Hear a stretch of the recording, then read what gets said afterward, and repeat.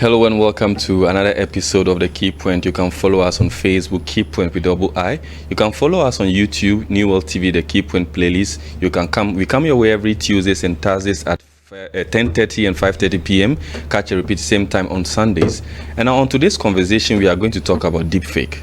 We are referring to materials that are manipulated, including images, videos, and audio recordings, by the use of artificial intelligence or machine learning to create very realistic content, but which are actually fabricated. So I have two guests in the studio today who have had encounters in the field of information and disinformation, which relates to the big deepfake that we are talking about today. So I have on my left Miss Nadesh Abire Bumoge, who is Gender Disinformation Project Coordinator at AWJP. And I also have Mr. Emmanuel Agbenoosi, Internet Governance and Tech Policy Researcher. So I'm very glad that you are on my show again today. How are you doing? Very tired. Just kidding, but I'm fine. Okay. Thank you. Mr. Emmanuel, how is the health? Same. I mean, it's okay. We're coping with light-ups. Okay. Yeah, I mean, it's become very rampant these days to the extent that sometimes staying at home is even a problem. Thank you. But in all, we are grateful that at least we are alive and then gradually we are kicking on. So we've already started with what deepfake is. We are talking about images and videos or audios that are manipulated using artificial intelligence or machine learning. And the content that is created out of it is very, very realistic. I could be here and maybe for some reason my clothes probably will be changed, or they might change our heads back and forth. So basically, I want to start with Mr. Emmanuel on this one. How is it actually created in terms of the use of artificial intelligence or machine learning? How do we create that deepfake, and what is actually the purpose? So the purpose depends on who is creating it. Okay.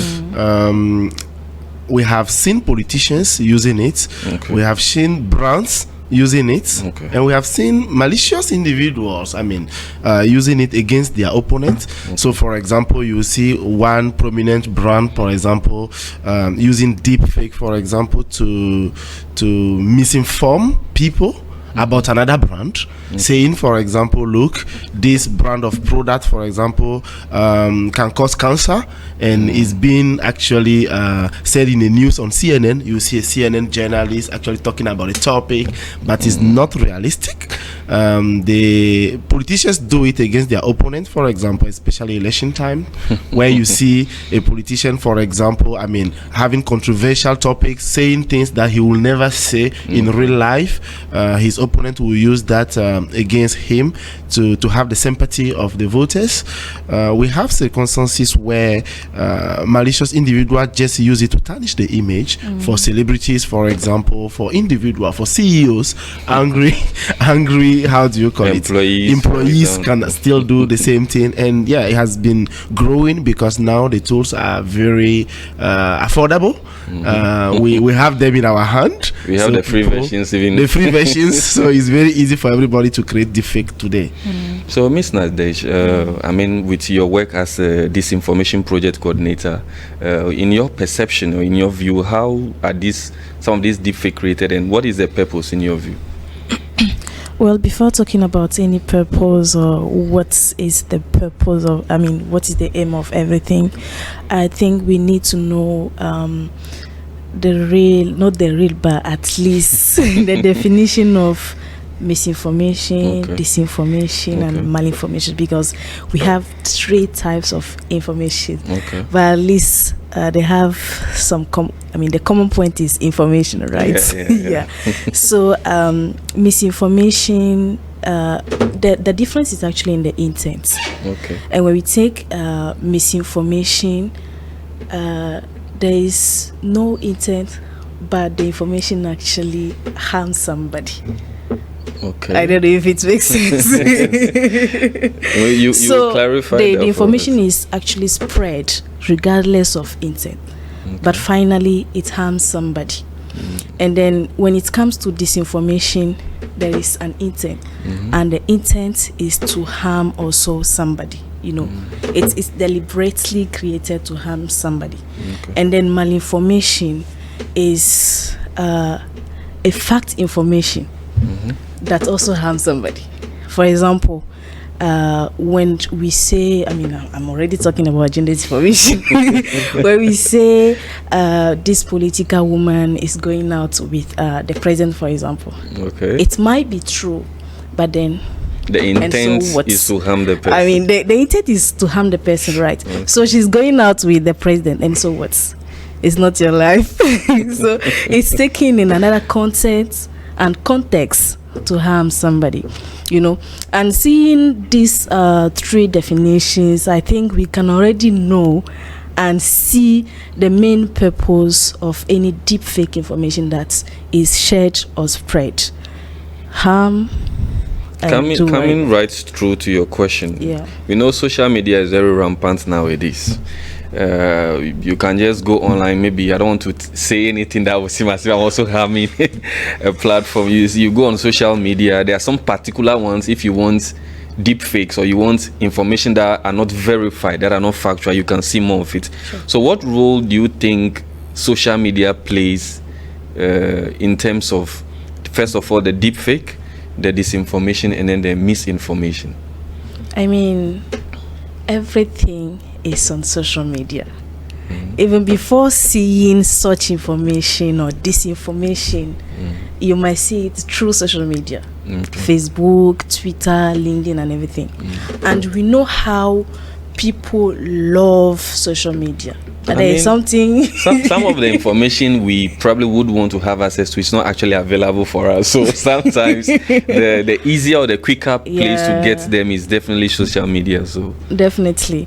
So many people, knowing that people have access to social media, internet, and everything, if somebody wants to harm or create, something bad to maybe a political woman, sorry. You keep saying woman. I mean, that's because I've been working with women, and I'm also a woman.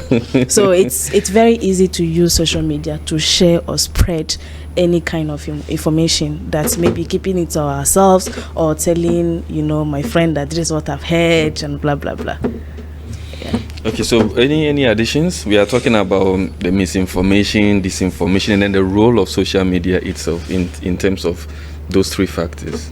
Yeah, so I think social medias today, I don't want to mention platform as you said, but all of them, their objective is to have numbers. Yeah. To have numbers, followers, to have the content being shared, because the more they have numbers, the more people share it, the more they can sell their advertising products that people buy on their platform. So what usually happens is on those platforms, their algorithm. The algorithms give priority to content that are sensational, viral ones, content that can go viral. So usually you get to that stage. If you look at the COVID period, for example, at a point every day with its own information. Usually, as she said, the intent sometimes for misinformation is not to harm. The information may be half true. But the moment it's viral, those social media platforms try to amplify it.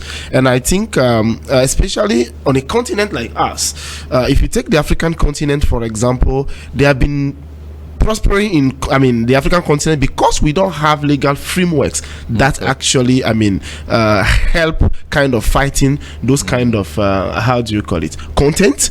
And in countries where government try to fight them, is a very thin line. It's a very thin line between the freedom of expression and also the control of those social media platforms. Privacy issues as well. Privacy issues are there. We have seen countries where for example, in the European Union today, those platforms are very regulated. There are things that they cannot do. On the African continent, we have two issues. The numbers. We are many.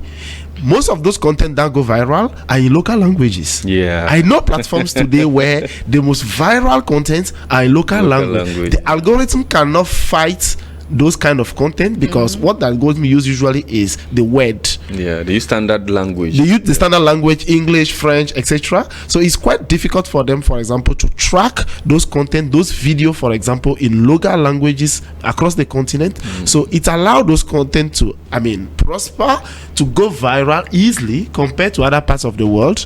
And I think we have been in that for a while now, and I don't think it's going to end anytime soon. So which leads me to my very next question, because to every action there is a consequence. Someone might say, well, I actually did a small research, and someone was telling me that sometimes we do that for fun, because in this world, maybe in Africa, we are suffering too much. So sometimes they do this kind of content just to laugh about it. But there are still certain risks that it's associated with the deepfake in terms of disinformation and misinformation. So could you give us maybe one or two, maybe probably explain to us how they pose a risk to information?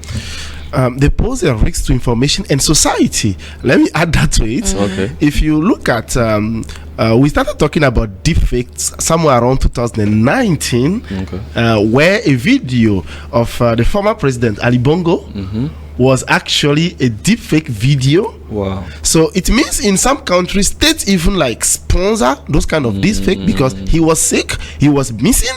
So his communication team think that, okay, we can do a New Year address using deepfake. Okay. They invested into that deepfake. They did it, and we saw the consequences. A coup d'etat has happened in the country in that period. We've seen cases in Nigeria, in Kenya during election time, where those kind of deepfake content, where they make celebrities and politicians having controversial topics regarding ethnic groups and those kind of things, it can spark a war. So the consequences are many. For browns, they can still recover. But for example, when it comes to the ethnic line, we know how that works in Africa. And when it comes to politics, people are very emotional to it. People react to it before they fact check it. And in Africa, we don't have the ability to have those media houses with, the ability to fact check quickly. Yeah, they do, but looking at the number of content, looking at the number of content, is usually difficult for them to fact check all of them. But the moment it goes out, it can cause harm. The people who actually read that thing, or the people who actually watch that video, may not actually watch the fact checked one. Yeah, I mean, even if they do, the platforms, as I said, the moment the thing is going viral, they even like give it more. Platform, they amplify it more than the fact checked one. So it's quite, it has a lot of consequences both on the individual and the society as a whole.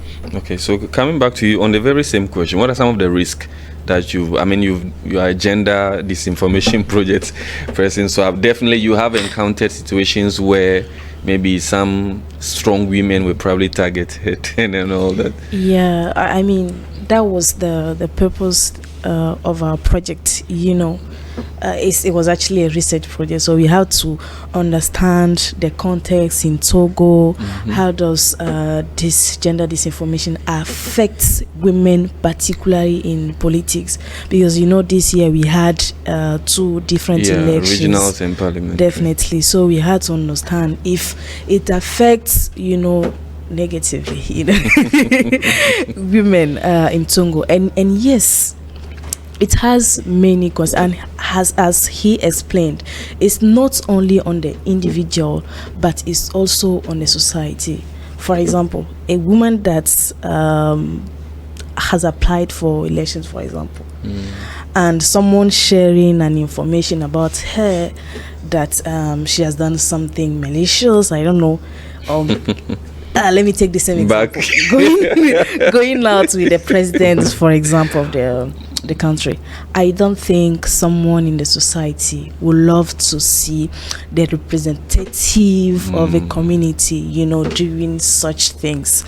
So, literally, she will not. I don't think she will win the elections.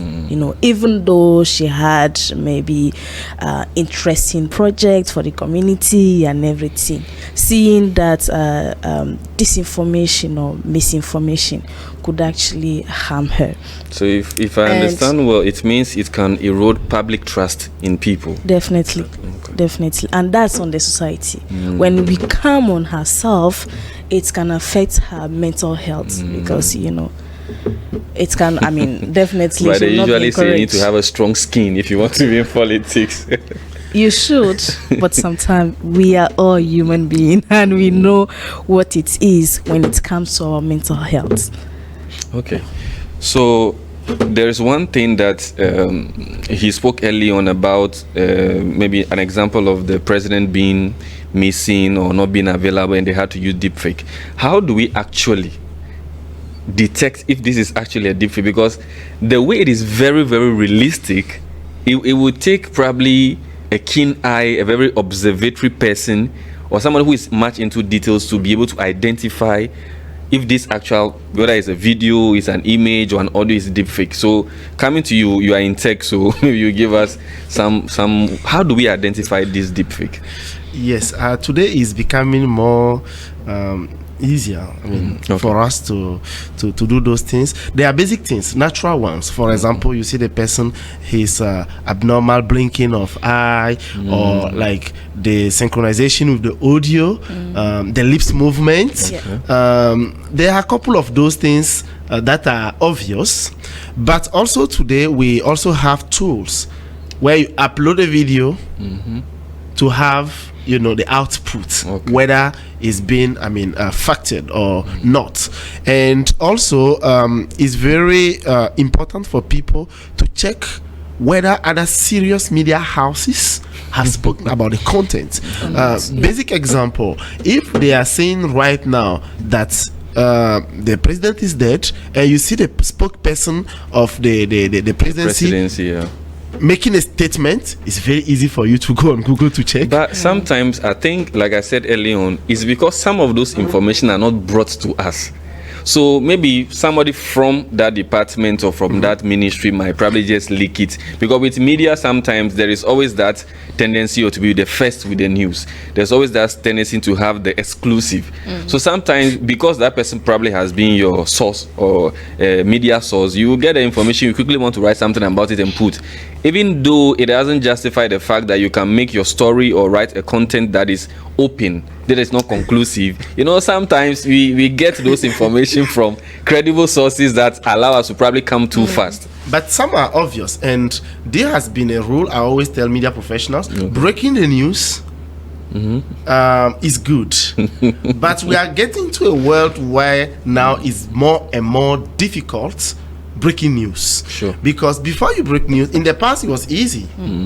Now it's becoming difficult because anybody in his own garage or whatever can doctor a clip or whatever it is and put it out there. So it's always good to fact check, no matter the source, because people mislead. For that, I say even politicians at the level of the presidency are doctoring deep fake videos, serving it on national television for the people. So at that stage, I think the media has a role to play. That is the reason why, for example, for every media houses today, it's very important that we have those AI, or deepfake tools to check whether those contents are doctored, or especially for the videos. For the, how do you call it, the normal text, the normal statements, we usually have like statement and those kind of things. It's very easy to compare the logo, to compare the signatures. Those are like basic things that every media house today, that's the reason why in newsrooms today it's important to have a fact checker. To have a fact checker with that role of, and always going back the traditional way. If you see the person in that video, take your phone, call him. We have to be good, because breaking the news today is very dangerous. You can ruin your reputation as a media house just by, having that ambition of break this news. It can ruin your years of reputation. So it's very important for media houses, and even important for individuals. You know, in the early days of the internet, there was something that we call the net etiquette. The net etiquette was a very simple one-page, document for every user of the internet. If you have the content, if you cannot actually share it in real world, don't share it on the internet. If you cannot say it in front of the person, don't go and say it on Twitter. That kind of thing. So we have to go back to that net etiquette, was basically, a kind of universally accepted rules for internet users in those days. And today, as I said, local language is playing a major role. And unfortunately, our fact-checking organizations, majority of them do fact-checking in Latin script like English, French, etc. But it's very important because if you take our populations in some countries, more than 60% of the people are not educated. Sure. Or they probably just don't speak the foreign language. Speak the foreign language. So it's very difficult because social media platforms are doing their best, in terms of content moderation. But as I said, we'll come to some of the penalties, and then you give us your final words on the advice you give. Exactly. So back to you on this. How do we determine or identify some of those things? Talking specifically about the gender aspect of it. Yeah, I mean, he was saying something I wanted to jump in quickly. Yeah, I just wanted to give an example. When I started working on this project, I saw a tweet of Madam Yawakwiga. I think she just got nominated as the Ministry of Communication in Togo. And then I saw the tweet saying that she's forbidding Togolese people for using TikTok. Oh. You know, when I saw the tweet, I was like, I mean, it was not a tweet, it was an image. So someone screenshotted the supposed tweet and shared it. So when I saw it, we have a platform for Mandela Washington Fellows. And then I shared it in a group. I was like, is this true? Right? Because we have someone there that works at the ministry. And when he saw the information, he was like, no, this can't be true.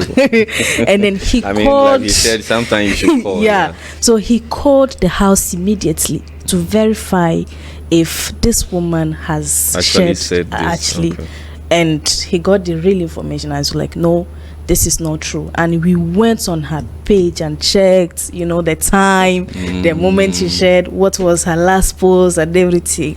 And we finally understood actually that, it was a false information. Maybe. So what are some of the consequences? Those who do this deepfake, what are some of the penalties that that should be meted out to them? What punishment should we give them? Unfortunately, okay, you go ahead. Unfortunately, you can't know who has done this. Well, it's still probably getting directly to the source might be too much work and all that, but some you can, especially those who do the videos, you can actually see their faces or check their account and stuff. But there should be some sort of legal punishment, or I don't know, I can't say if it's societal because somebody might just go and group them and start beating them, which might not be appropriate. But what are some of the penalties that should be given to these people who create the disinformation, the deepfake, and then the misinformation? Just probably one or two. Well, in terms of penalty, I won't say, there should be some specific penalty to those people. Like I said, you won't know who has done this and that, because when the person has an intent of harming somebody, I don't think he will record himself. For the videos, yes, for the video, maybe he can create with something with the AI or whatever, because he knows the intent of what he's doing. Perhaps. He will not. He'll just share it maybe with a fake account on Facebook or whatever. But at least, I think we can just educate people. Today, at our lecture, our professor told us that instead of punishing people, we should find a way of preventing. They are stubborn people. Because if you create a penalty, I don't know if you set up something that will maybe penalize somebody for doing something he has not even started. I think it can stop him from doing it, instead of waiting for him to actually do the thing before punishing him. So I won't say, these are the penalties, but at least that's what I can share. You're trying to be on the safer side, I understand. So, Mr. Emmanuel, for you, what are some of the penalties or consequences that should be meted out to these people who are involved, maybe not just one person, even organizations, in this deepfake, disinformation, and then misinformation? Because depend on the intention. As I said, people do it because of ignorance, because it's fun. But the moment you ruin somebody's hard-earned reputation or a brand's reputation, they have the leverage of suing you for that damage that you caused to them.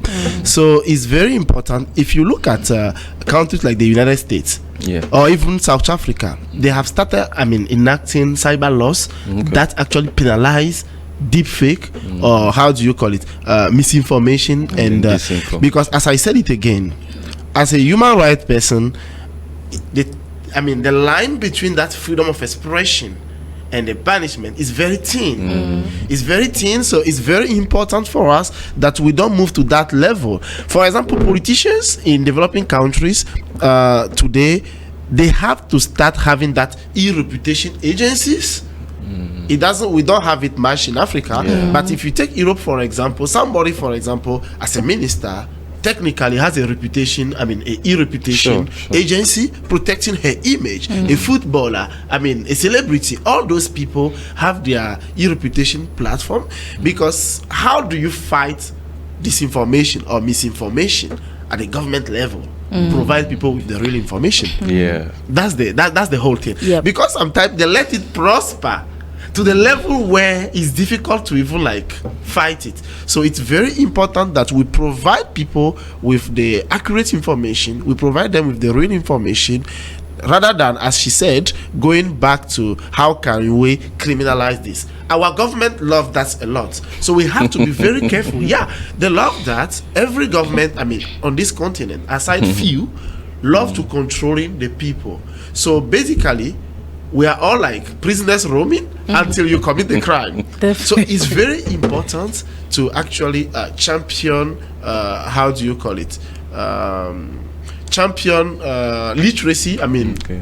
Educating people on those things, teaching people in local languages, in our television, our radio, because people still listen to radio today. People still watch TVs. So let's prioritize those platforms, for example, to share accurate information, so that when people usually are caught in that kind of how do you call it, we should also find a way for those people. I always believe that prison is not a good thing for a human being to I think it has probably outserved its purpose. Maybe in the beginning it may have been a good way to deter people, but nowadays it's more or less like sometimes the number of years you do in prison is like yo, you are the guy. That's the reason why I'm saying that it's very important that we should look at it. How best we have to educate the people, because when people are educated, when people know that when I get a video, or my grandmother know that, oh, okay, I don't have to believe every video I get, I have to fact check it. At that moment, nobody will take those people serious, because they can only continue if it prosper. They can only continue if they see, as she said, a politician not winning the election because I doctored a deep fake against her. But the moment that person really invests into her image, that person actually provide accurate information, I think at that moment, deepfake will not prosper. Same apply to the brands. So your last advice or final words to our viewers on the conversation before we go? Always fact check it. I think, that would be my final advice. Always fact check it, because as I said, we are in a very dangerous world today. Things go fast and quickly, so you have to always fact check it before you share. She said that they cannot cut those people, but the moment they are actually coming back to the chain, looking at all the IP addresses till they get to the original one, and you are part of it, you face the law. So it's very important to always fact check it. Thank She's you. even a jurist herself. I don't know why she's not giving us the legal ramifications of it. So I just don't want to go on that field. So your final words before we wrap up the program. Well, fact check any or every information before sharing it, because it's very important. People die out of this. It causes so many damages on people. So please, if you love yourself, you love your community, fact check every information before sharing it. That will be it. So viewers, my two guests have wrap up for me today. The keyword to go out with is fact check your information. But I'm also calling on those who have the source of the information to also give us the accurate information. That way we can also help deter others who are fond of trying to put out false information to also tone it down or perhaps don't, because some people are forced to give you the accurate information when the wrong one is already out. So let's try to help ourselves so that we deter the spread of disinformation, misinformation, and also the use of deepfake for any other purpose that doesn't serve the good of society. So I've had Nadège Abirumoge, who is the Gender Disinformation Project Coordinator at AWJP, Mr. Emmanuel Agbenowosi, Internet Governance and Tech Policy Researcher. Thank you for enlightening us on the key points today. Thank you, Jerry. Thank you, Jerry. So you can watch us every Tuesdays and Thursdays at 10:30 and 5:30 also. You can also follow us on Facebook and YouTube. Next week, we'll see you for another exciting conversation.